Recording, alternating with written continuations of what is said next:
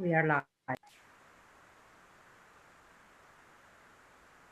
Good afternoon and welcome to this virtual panel on the prospects for the tourism industry after the COVID-19 pandemic.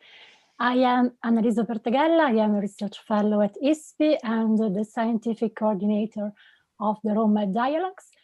And I will only take 1 minute today for thanking the King Faisal Center for Research and Islamic Studies, the Italian Ministry of Foreign Affairs, and of course the Italian Embassy in Riyadh, especially Ambassador Cantone, for having helped us in organizing today's discussion, which is part of a broader effort to keep the Med dialogues and the dialogue in itself, I would say, alive even in these very strange times.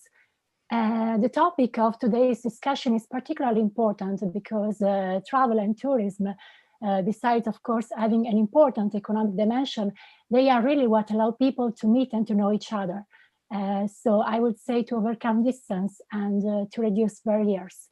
And this, again, overcoming distance and reducing barriers is what we try to do with the Med Dialogues, which this year will be held in a hybrid format, mostly online, of course, from the 25th of November to the 4th of December.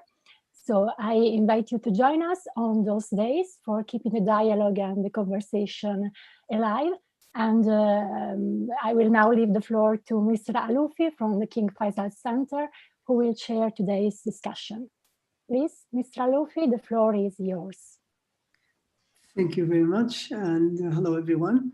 Thank you for joining us in this webinar on tourism in Europe and the Gulf under and after the COVID pandemic. And for months now, we've been living in new realities of COVID-19, disrupted life experiences and livelihood.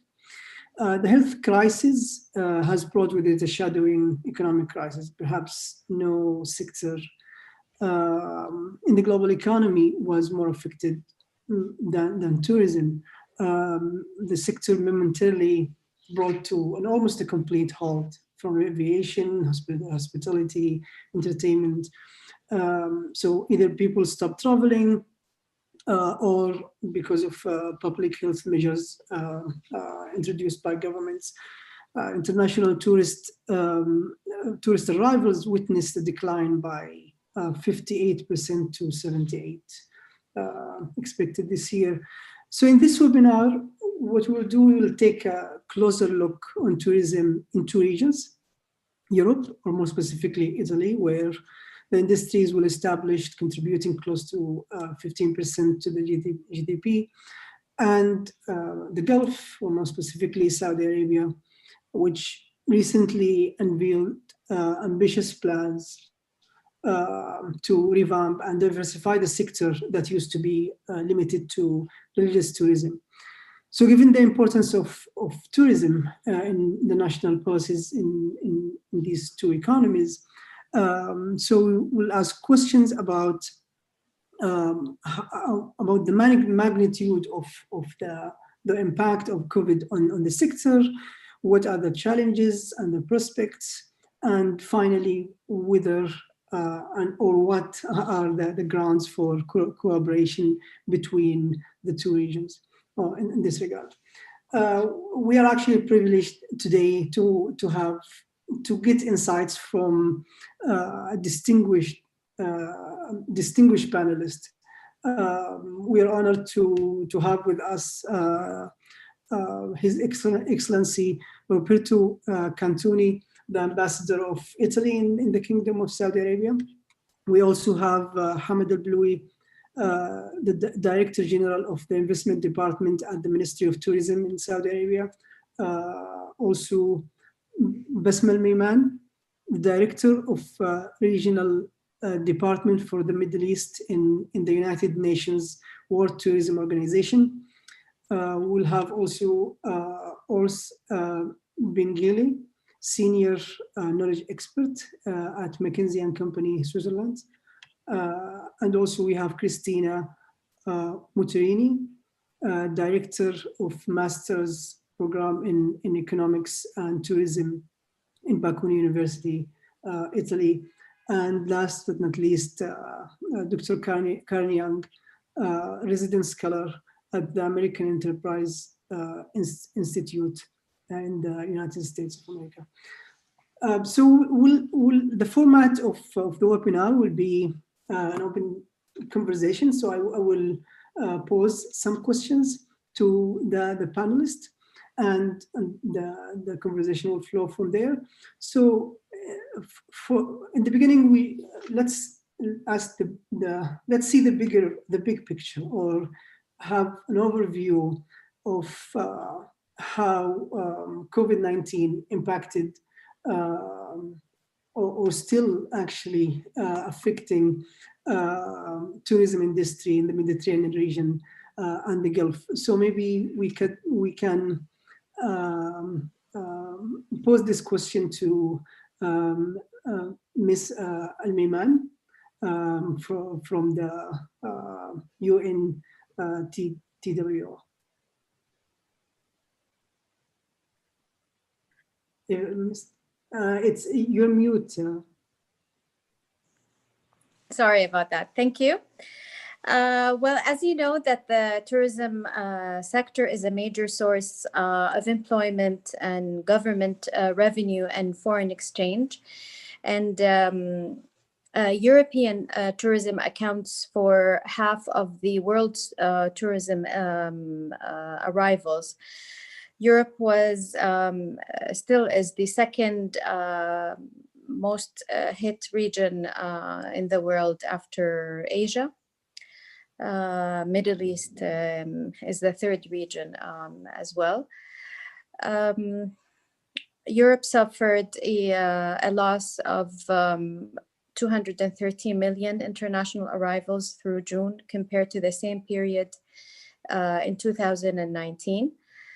The international tourist arrivals in Europe, most visited destinations were down to 66% in the first half of 2020 over the same period last year, with a drop of 97% in the second quarter. So widespread travel restrictions and lockdowns in nearly all tourism destinations during the second half of March and the months of April and May weighed heavily on the results of the first and second half. As for the Middle East region, most of the destinations, actually all of the destinations were closed. Most of them are still closed. 57%. We witnessed a 57% decrease for the period between January and June, and there was a loss of 19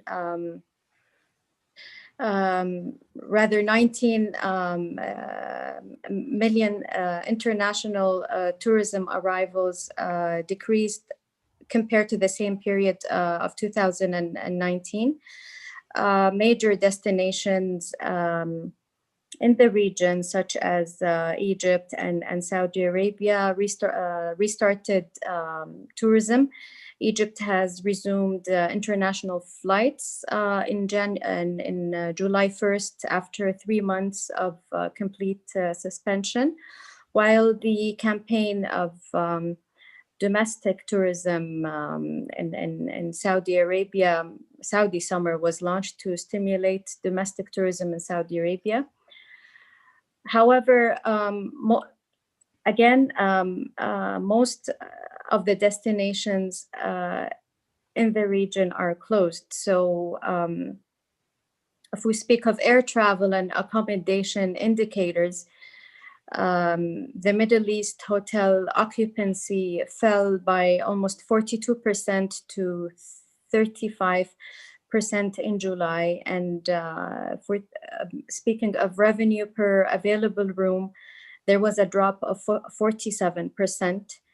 So despite month-over-month improvements in the Middle East, the region saw its lowest absolute occupancy and revenue per available room levels until July. And also in terms of airlines, Middle Eastern airlines posted a 93% traffic decline in July compared with 96% demand drop in June.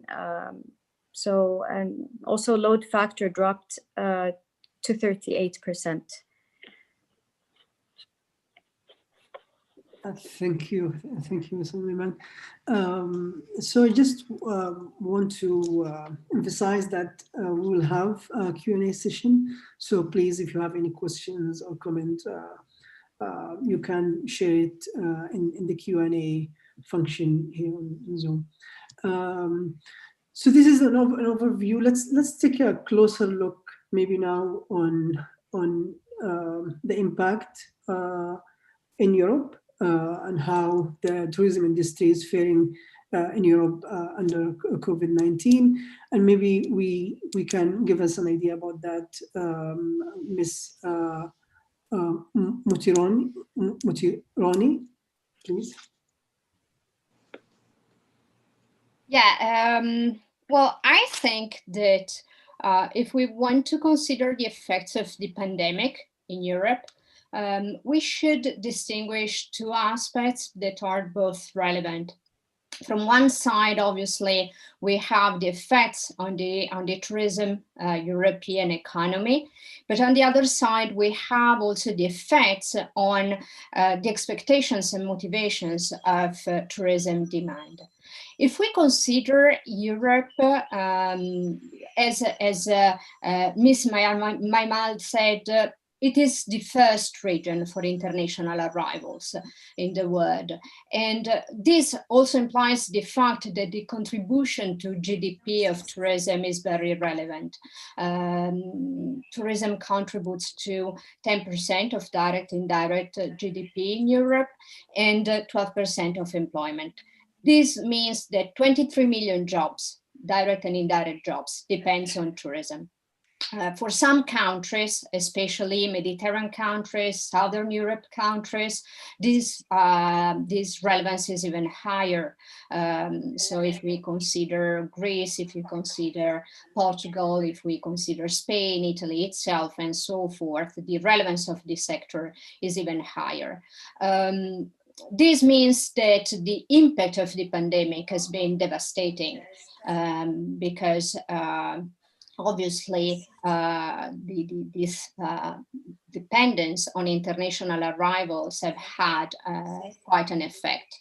Estimates says that we lost around 60–70% of international arrivals.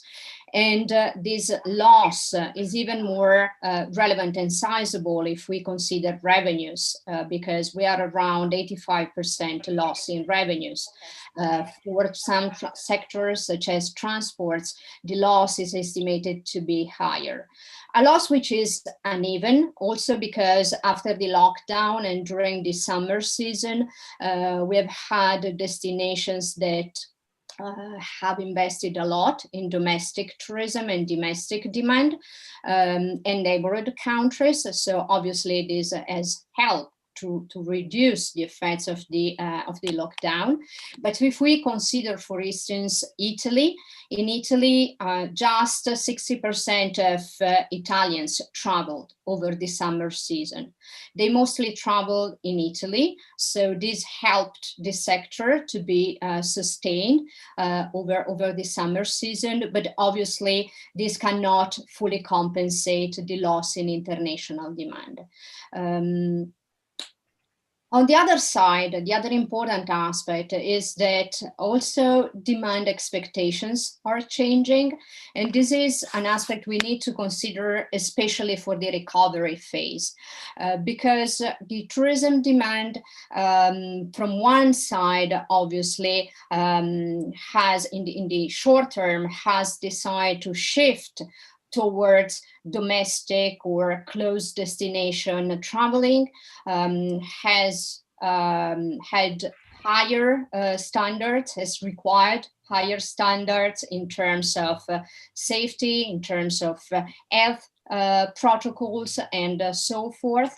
But most of all, tourism demand is showing a growing interest in activity-based tourism, in tourism activities which are not in overcrowded spaces or in overcrowded destinations, a higher sensitivity for sustainable issues, for environmental issues.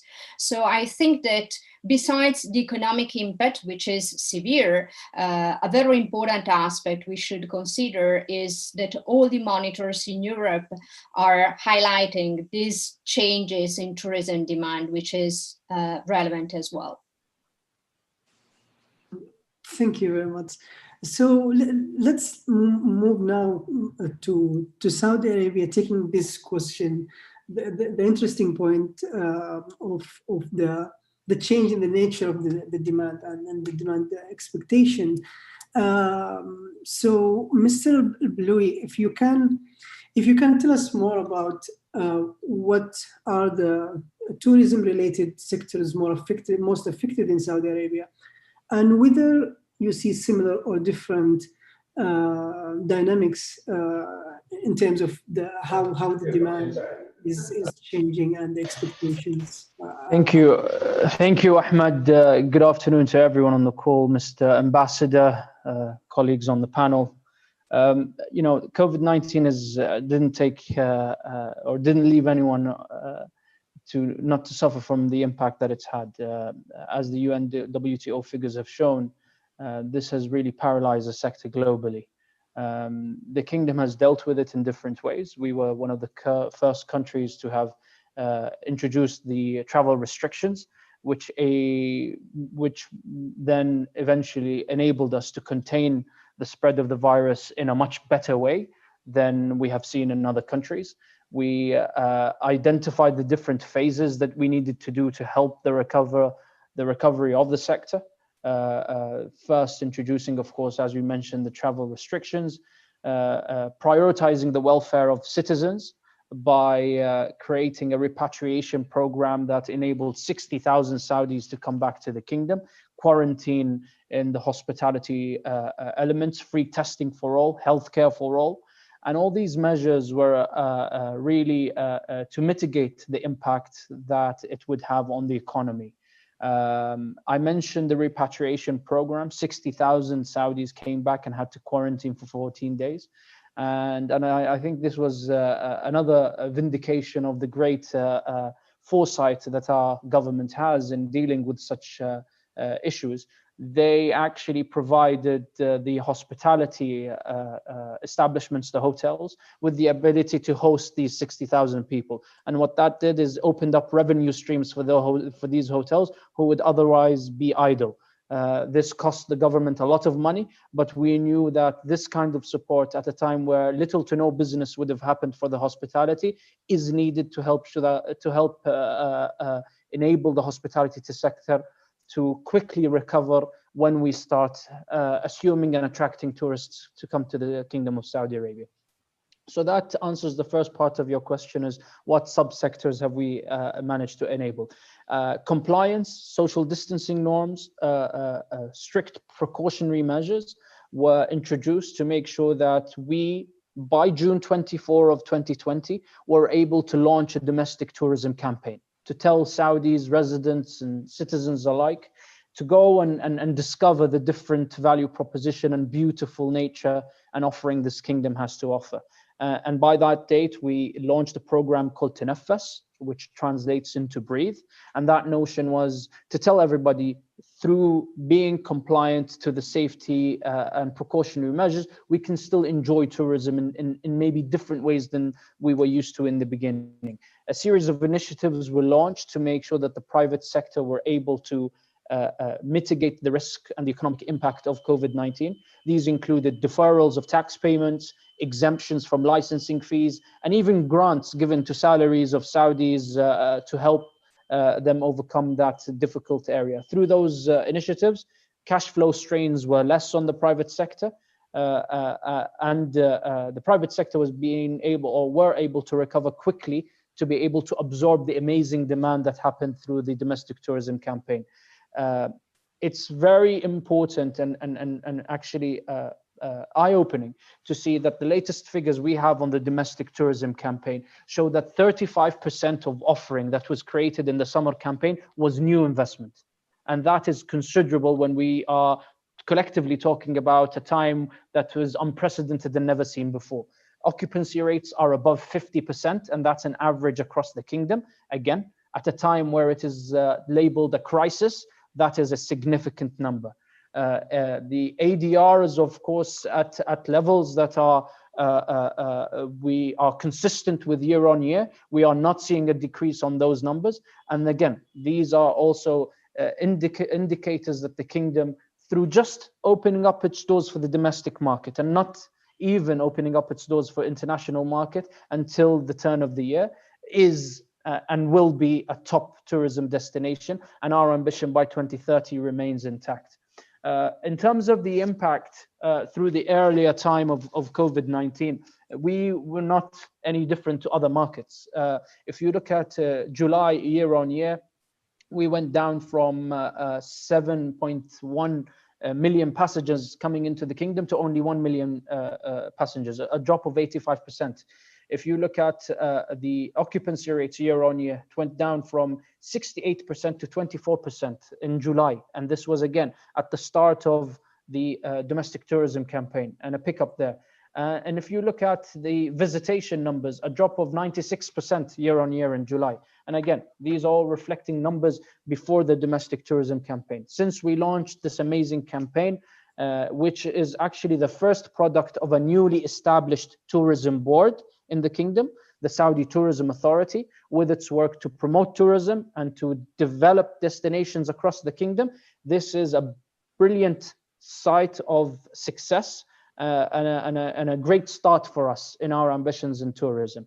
I will not take too much of your time, but I want to also use this time to say, not only were we able to recover, we were even able to do firsts in the kingdom. And I'm sure, as you have been following the kingdom and its great achievements over the last 4 or 5 years, being the best, being proactive, creating firsts is not too different than what we are used to in the last 5 or 6 years.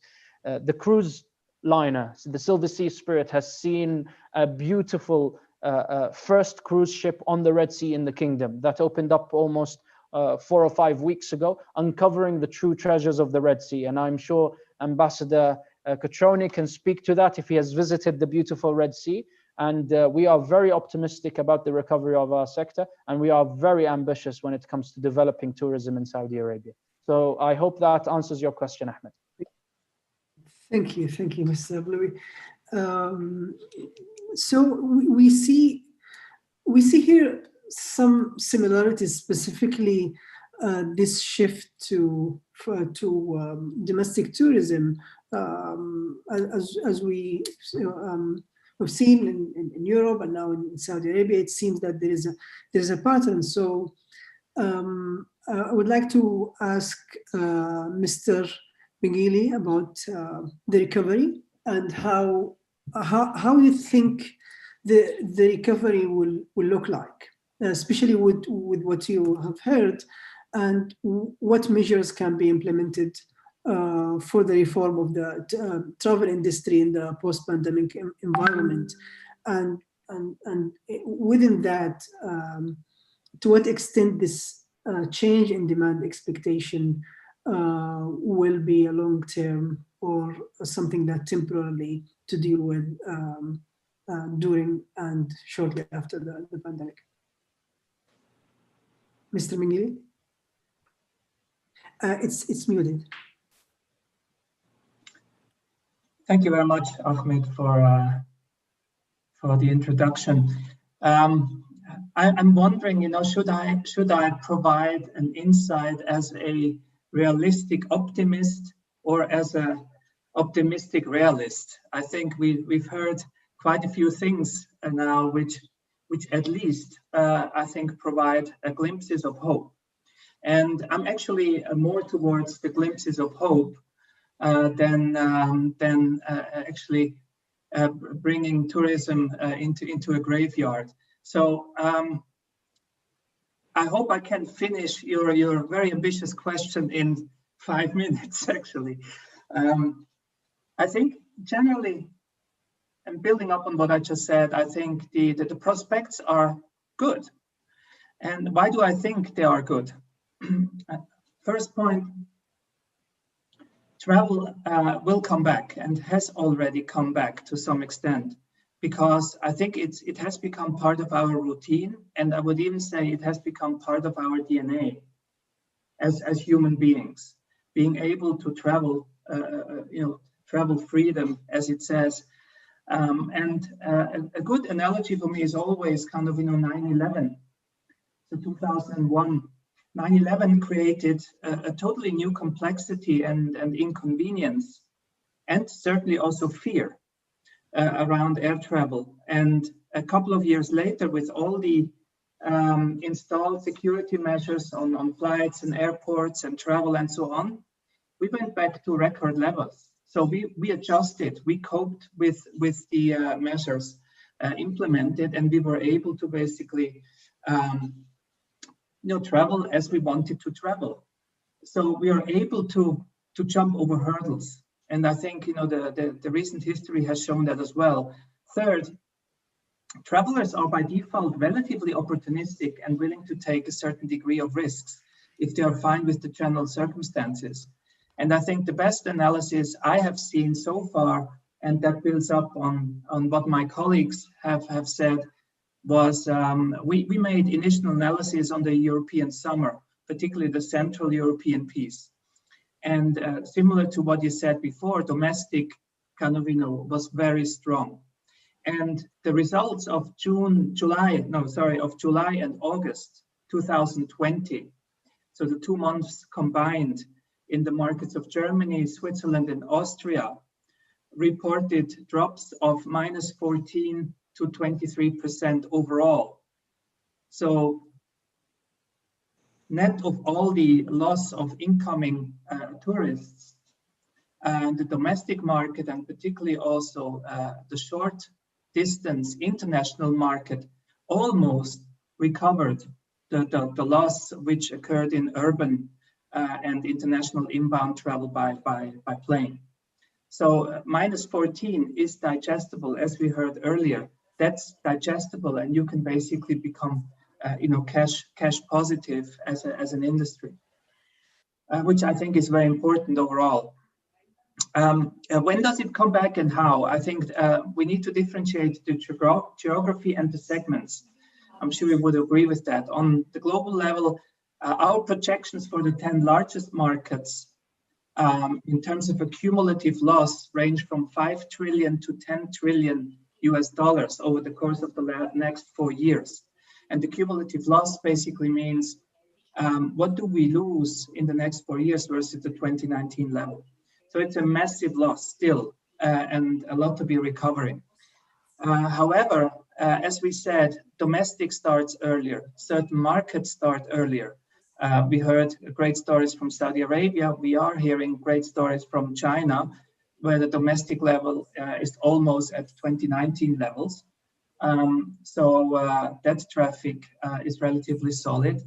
However, we have two extremes. We have nations within the top 10 economies which are rebounding to 2019 levels probably within 23, 24, and others might take 25, 26, depending on the pre-COVID situation and also on the way they handled. And I think overall what we're seeing, which is an interesting finding from the Ipsos report, is that travelers do combine their perception how individual markets have handled the crisis and actually built in their travel plans. So we have a couple of markets like New Zealand, Canada, Germany, Switzerland, who are considered kind of the next countries to travel to simply on the basis of how they managed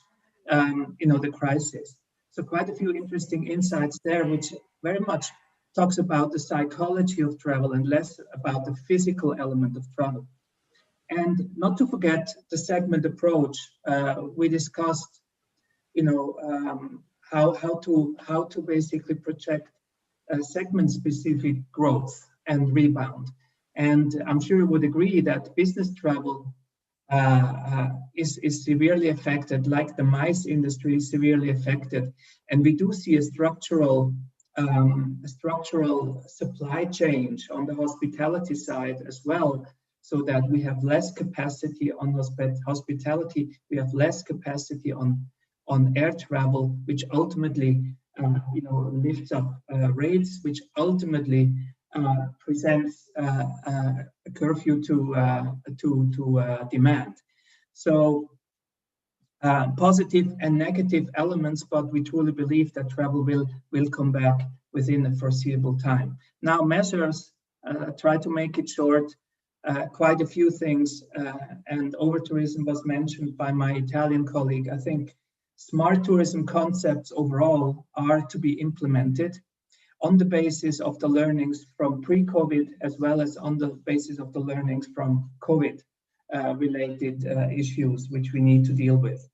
And that certainly tackles the over-tourism part, the experiential part, as well as behavioral changes. We do seek more privacy right now, and I'm truly wondering how this will actually develop when the vaccination is there and people can travel freely again.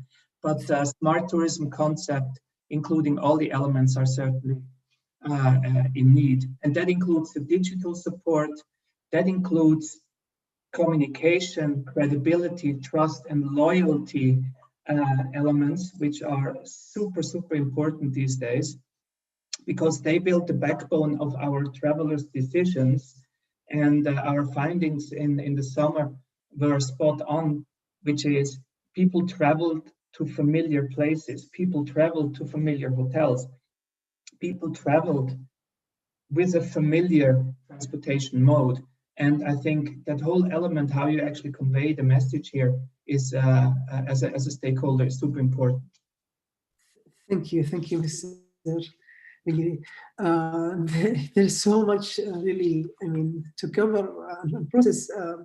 And I realize that we have a limited time, but I hope we can cover like a good overview of the state of the sector. So now let's move to the role of governments in this crisis that the sector is going through, and in the general like national policy, and how does it fit?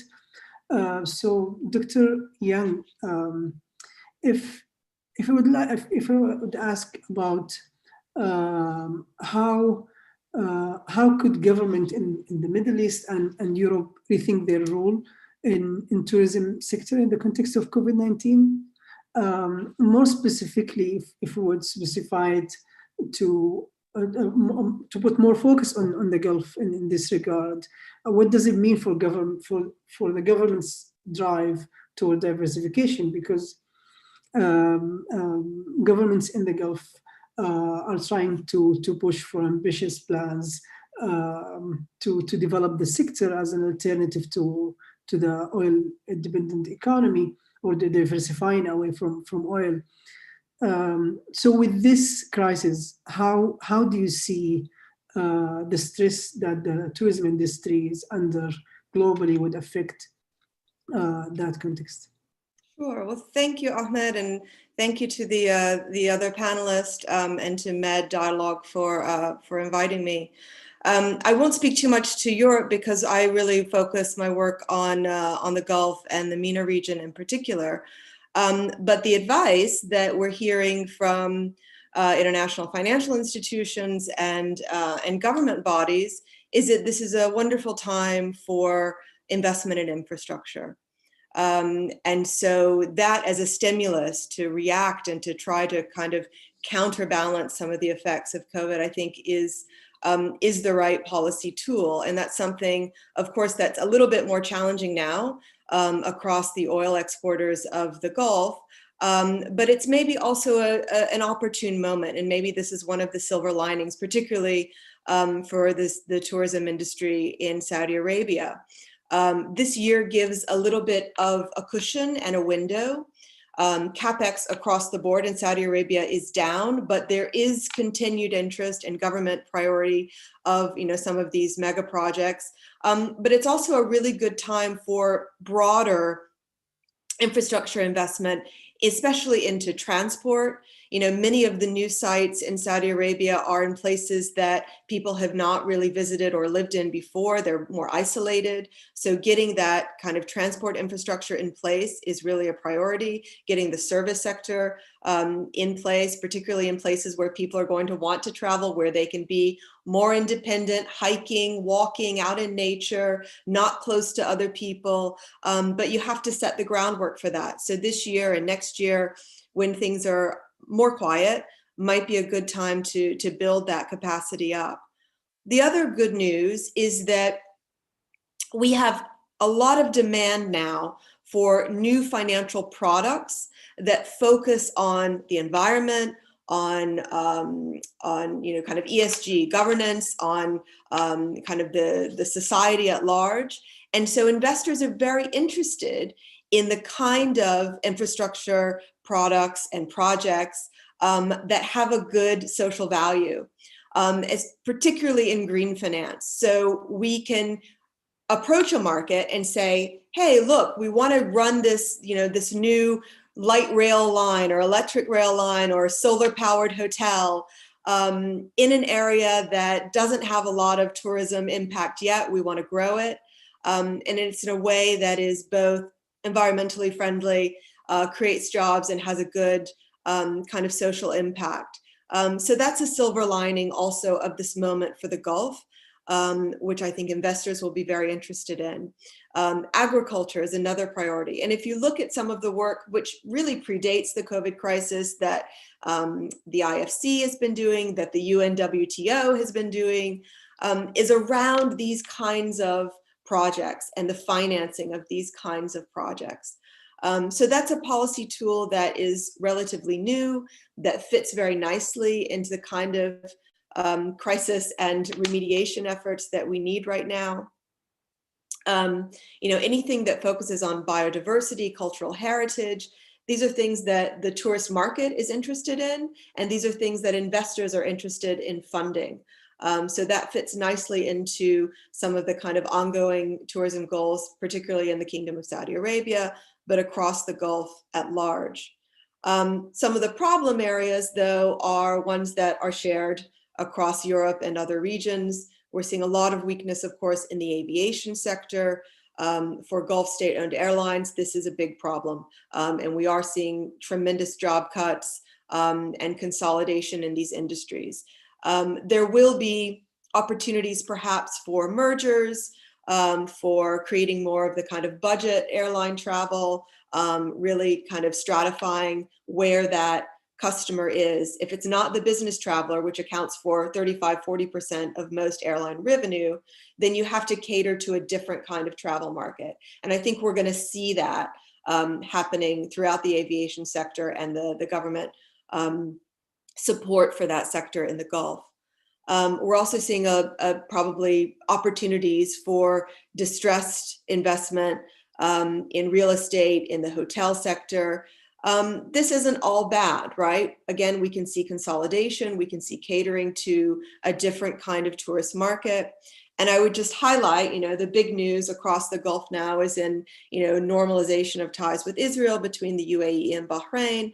And this creates an opportunity for religious tourism that is much broader in scope, so that you might get a tourist who is interested in going to the Vatican, going to Jerusalem, and then going to the Arabian Peninsula, and really getting a larger picture of that Abrahamic tradition. So I think there are marketing opportunities, there are government initiatives which can be in partnership with other governments and other countries, other regions, which are hopeful for the return of this important industry to the Gulf over the next 2–3 years.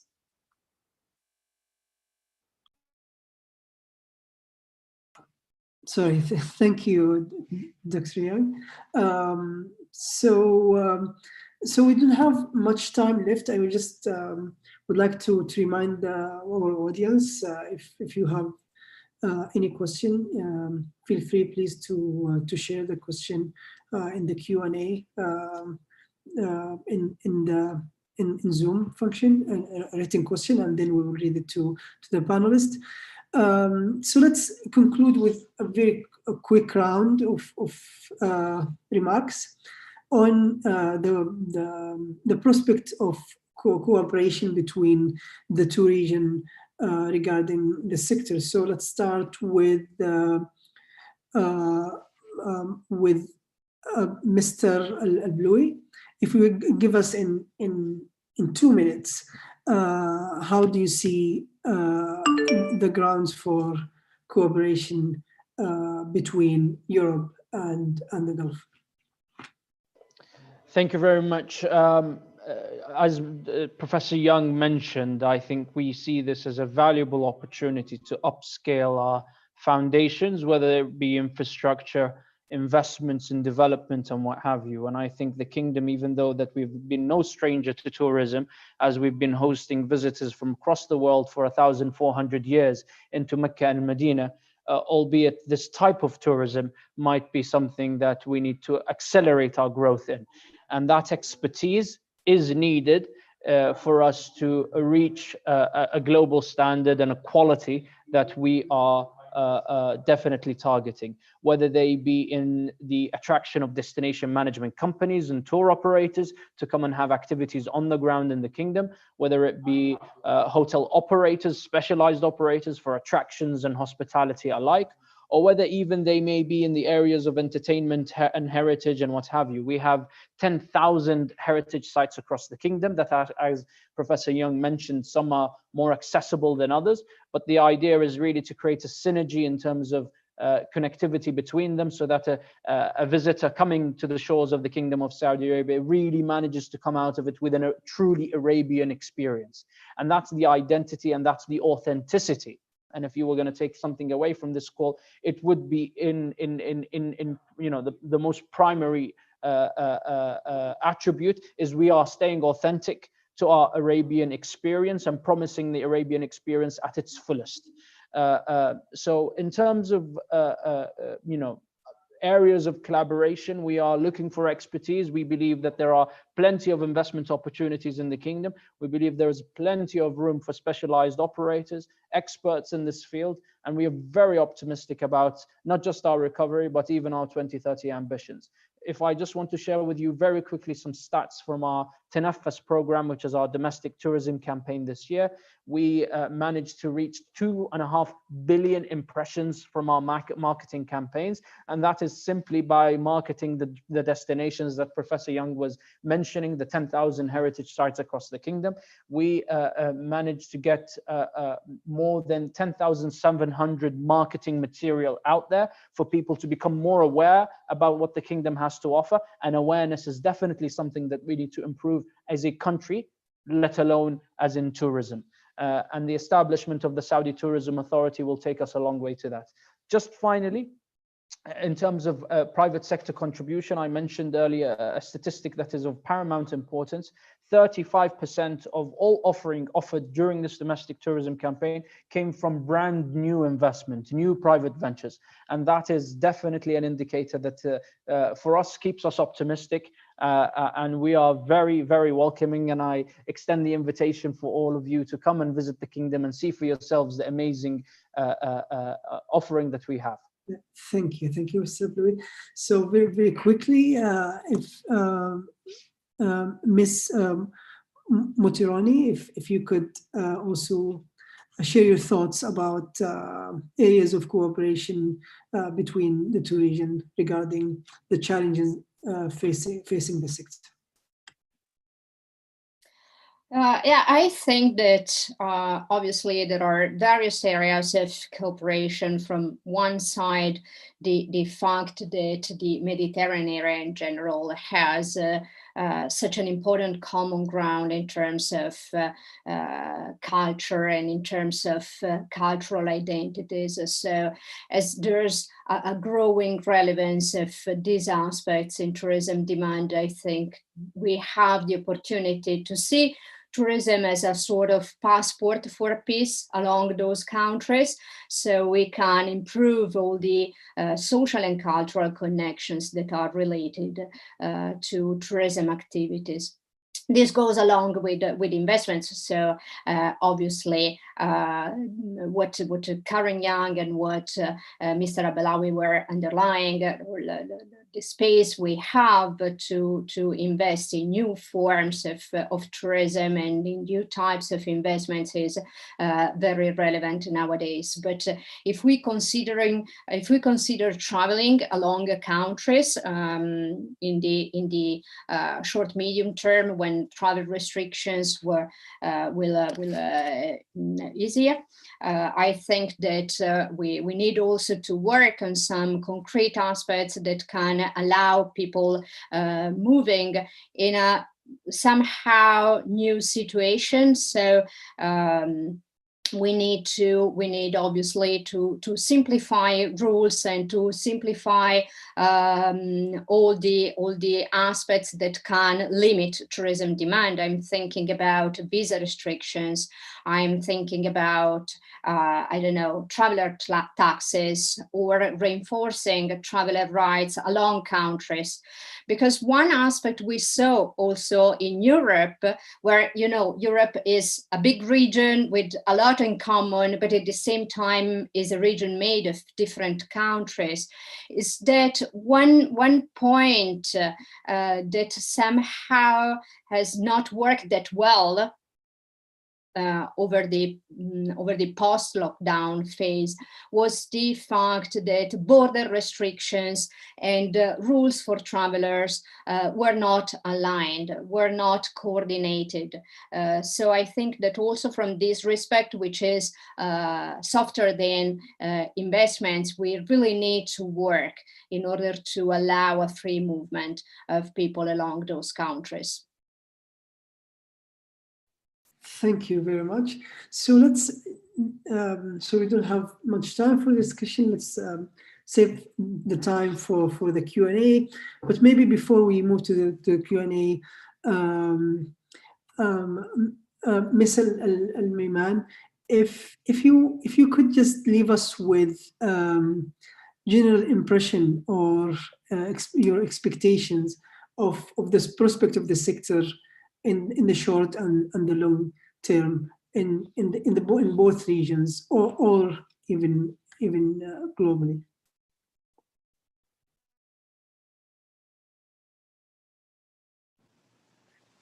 Yes, thank you, Ahmed. Well, generally speaking, as Professor Young was saying, some countries, rather some destinations would need to diversify their products and services. We definitely need more marketing activities. Also for a better socio and economic recovery, there has to be more international cooperation and responsibilities and a good leadership to handle this crisis. Also, there has to be also a responsible relationship between the tourism industry and tourists. Hotels need to ease their cancellation policies and reservation policies. It's a mutual responsibility between the consumer and the industry.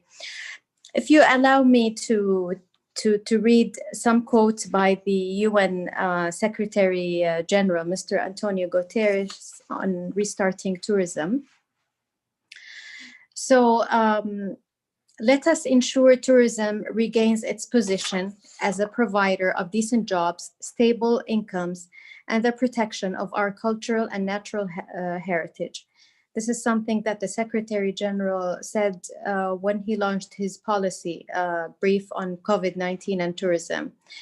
Also, it's imperative that we rebuild the tourism sector, but it is a must in a way that it's safe, equitable, and climate friendly. Thank you. Thank you very much. Thank you. So let's now open the floor for the questions. So I will try to pick some questions. I hope we can cover as much as we could. So maybe starting with Amir Qayyum. So he's as an investor in the Middle East and outside, for us, we need smooth movement of tourists. So, and in another longer comment, he expressed some frustration as an investor in the sector from the restrictions needed for managing the public health crisis. So the question would be, expressing that frustration on the micro level, how much of the actors, the businesses, the small, medium and small businesses in the tourism industries are capable financially to withstand this crisis and the financial strain caused by this crisis. So maybe we can ask the question to Mr. Bengueli. I hope I understood your question well. You were relating to the SMEs, right? Yes. Yes. SMEs is probably the biggest issue of all we're facing these days, because I'm sure you would all agree, depending on the market, but SMEs in tourism account for probably 80 to 90% of all enterprises. So it's a massive industry within the industry, and it's the backbone of the industry, with many independent companies, with many companies which are fundamentally below 5 employees. So, all DMCs, small guide companies and so on, which are actually delivering the experience to all of us as travelers. And here, I think it's very, very important that the relevant financial and funding measures are in place. And that's, I think, why a lot of governments have pushed so aggressively on securing the season. So here it was the summer season, which is in the Middle East, the off-peak season, but here it's one of the main seasons, simply because they knew that if there is no traffic coming into these SME regions, then they will suffer heavily from this until kind of the next season starts. So we did a lot of projections on that, including the funding needs, but it's a huge issue, particularly also related to one of the core challenging elements in tourism, which is job attrition, right? The tourism industry is not the industry where people stay long in their jobs. It's not the industry where you have, the biggest career options, and it's certainly not the industry where you have the highest salaries paid.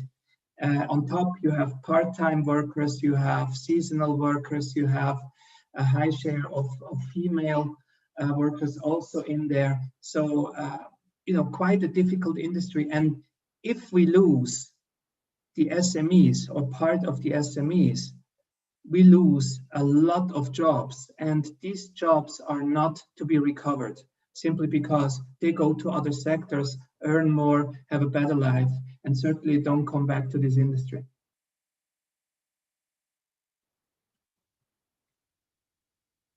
Thank you very much. So here is another question from Simona.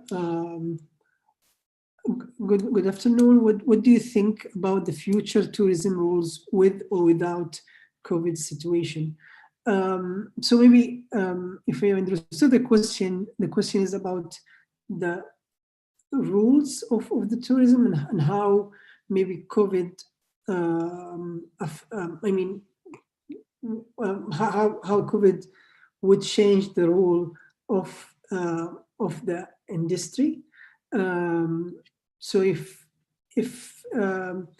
Miss Motironi, if you could handle that questions?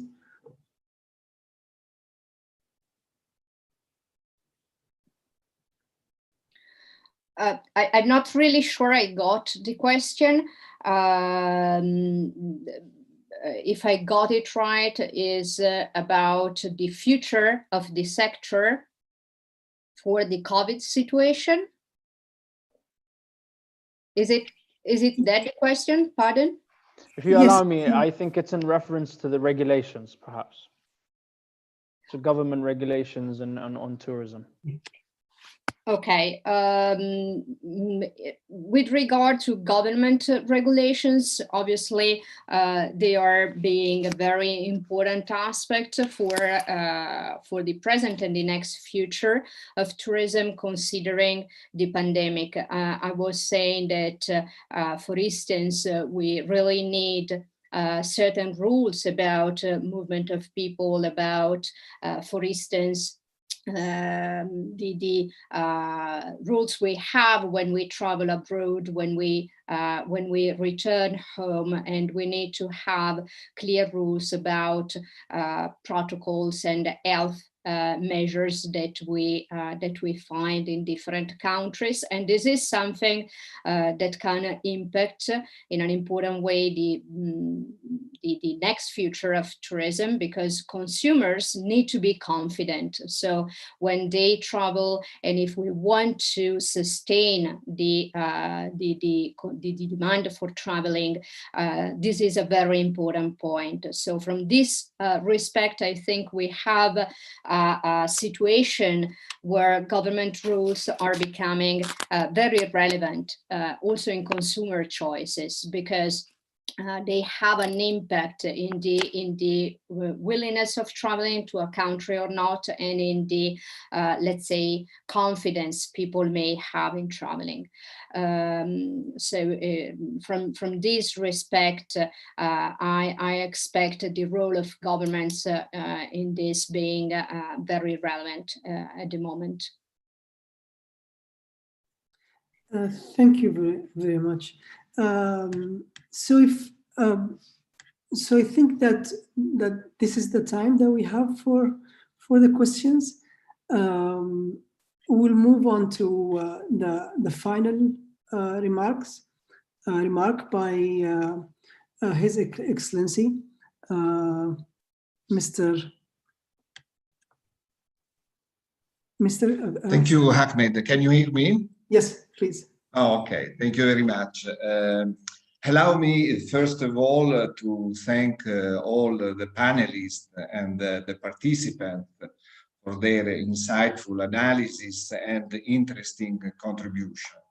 It's not my intention to try to summarize such a rich discussion, but I believe that there are three main points that we can take away from this seminar.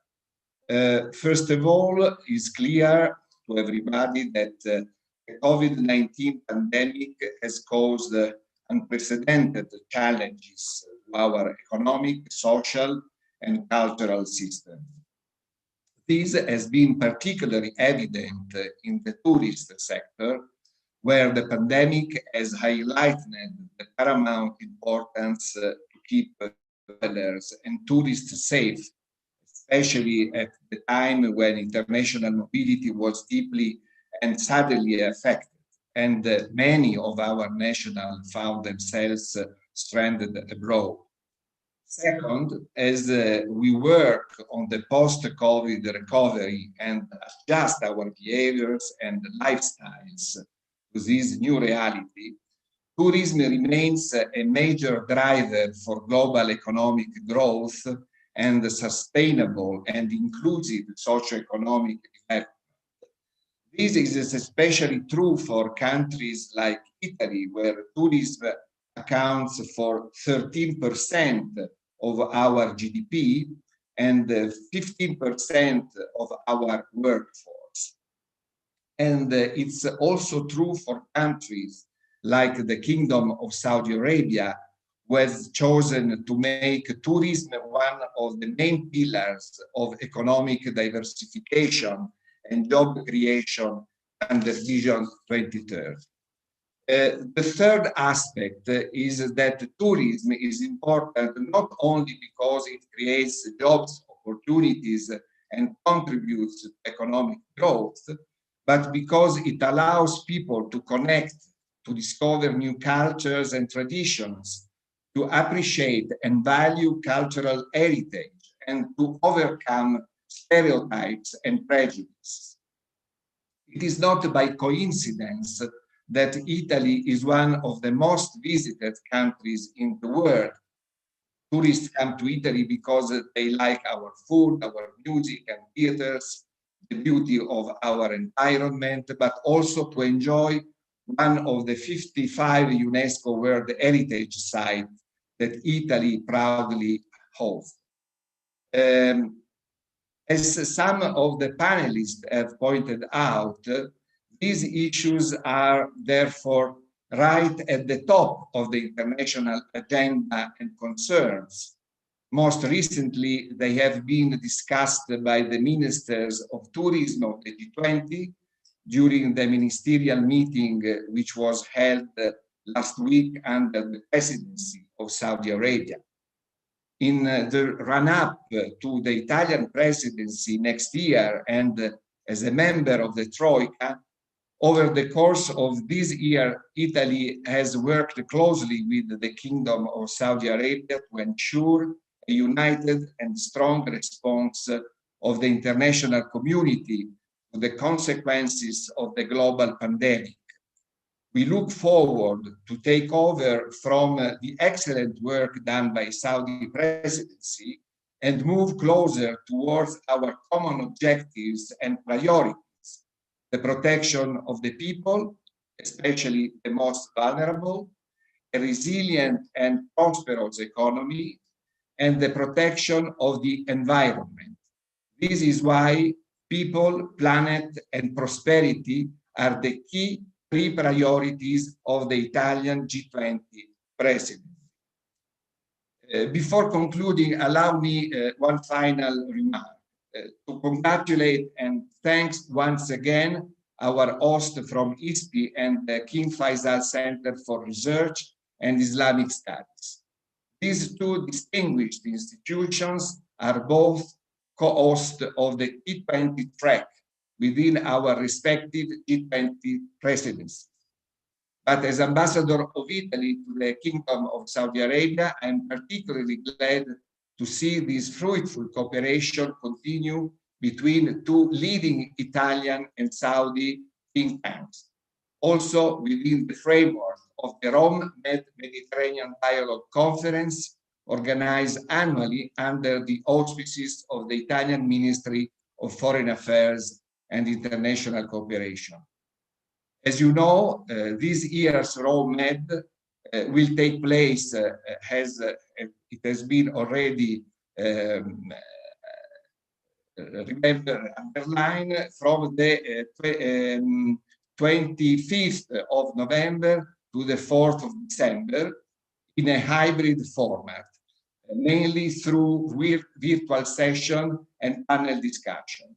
Because of the constraints of the pandemic, we will not be able to welcome you all in Rome, but like every year, we promise to offer you an outstanding program and debates, analysis and dialogues on a much bigger virtual platform, and always with participation of the key political, economic, social, and cultural actors of the wider Mediterranean region. Thank you very much. Thank you very much, Excellency. I would like, we here to come to the end of the event. I would like to thank our panelists for their time and insights. Also, I would like to thank our partner, ISPI, for organizing this event, and of course, thanks to all of those who joined us in this webinar. So thank you all, and I hope you have a good day.